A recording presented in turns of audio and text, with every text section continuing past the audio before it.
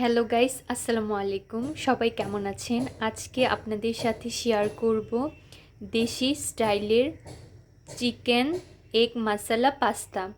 শুরুতেই যে উপকরণ লাগছে: পাস্তা, ম্যাজিক মশলা, সস, সয়া সস, দুটো ডিম, তার সাথে নিয়েছি পেঁয়াজ কুচি, মরিচ কুচি, সেদ্ধ করা চিকেন, চিংড়ি মাছ, ক্যাপসিকাম, টমেটো, ধনেপাতা। শুরুতে একটা প্যানে পানি বসিয়ে দিয়েছি গরম হওয়ার জন্য। পানিটা ফুটে উঠছে, এখন আমি পাস্তাগুলো ঢেলে দিচ্ছি।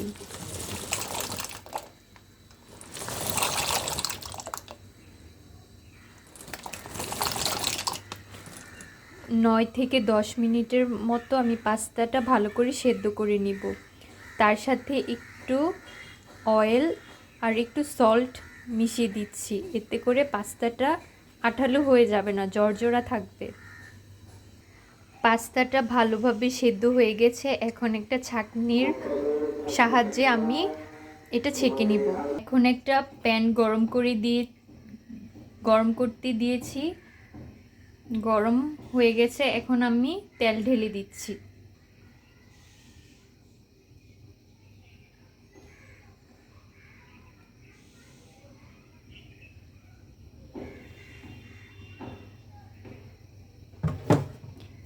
এখন আমি তেলটা ভালোভাবে গরম হলে দিয়ে দিব পেঁয়াজ কুচি।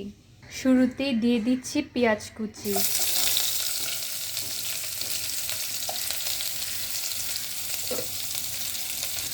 দিয়ে দিচ্ছি পরিমাণ মতো লবণ।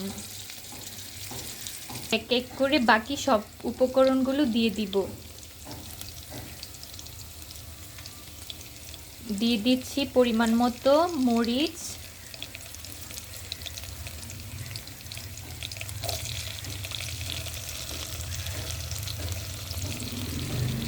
ক্যাপসিকাম,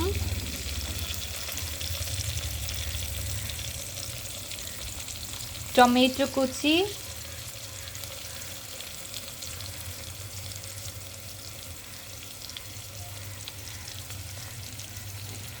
এখানে আমি অ্যাড করছি চিংড়ি মাছ। এখন সবগুলো ভালোভাবে মিক্সড করে নিচ্ছি।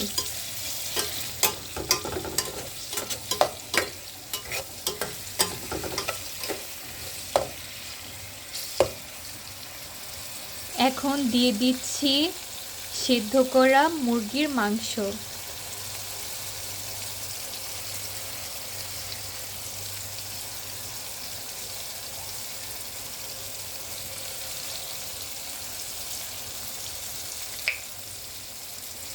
তার সাথে অ্যাড করে দিচ্ছি টমেটো সস।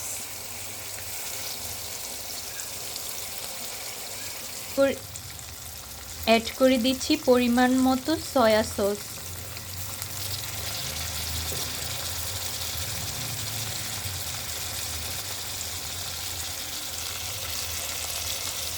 তার সাথে দিয়ে দিচ্ছি ম্যাগি মশলা। অপশনাল, আপনারা যেরকম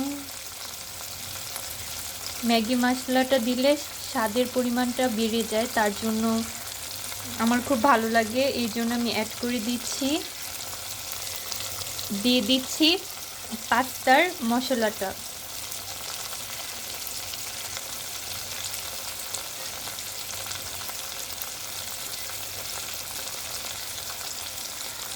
এখন ভালোভাবে সবগুলো নাড়াচাড়া করে মিশিয়ে নিচ্ছি।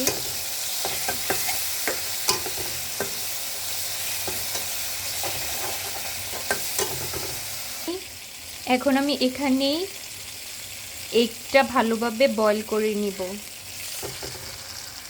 ভালোভাবে এইগুলো সব ভাজা হয়ে গেছে, এখন পাস্তাগুলো সব ঢেলে দিচ্ছি।